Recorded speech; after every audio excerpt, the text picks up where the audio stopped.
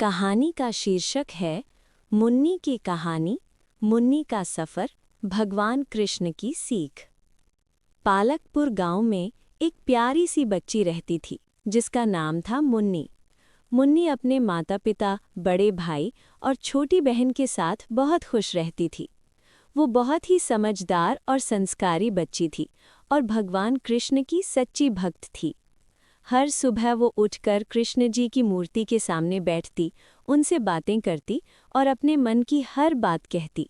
मुन्नी को लगता था कि कृष्ण जी हमेशा उसकी बातें सुनते हैं और उसके साथ रहते हैं।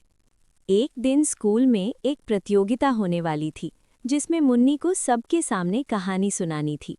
ये सुनकर मुन्नी बहुत घबरा गई क्योंकि उसे स्टेज पर जाने से बहुत डर लगता था। वो उदास होकर घर आई और सीधे कृष्ण जी की मूर्ति के पास बैठ गई। आंखों में आंसू लेकर उसने कहा, कृष्ण जी, मुझे बहुत डर लग रहा है, मैं क्या करूं, मेरी मदद कीजिए। तभी कमरे में हल्की सी रोशनी फैली और धीरे धीरे भगवान कृष्ण उसके सामने प्रकट हुए।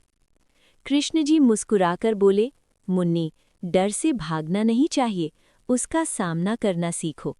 मुन्नी ने धीरे से पूछा, लेकिन मैं कैसे करूं?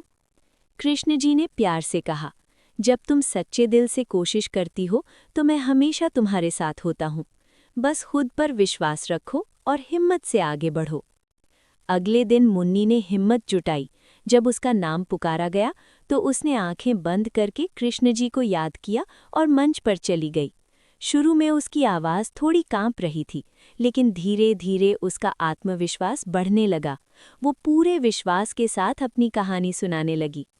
पूरी क्लास उसकी बात ध्यान से सुन रही थी और अंत में सब ने जोरदार तालियां बजाईं।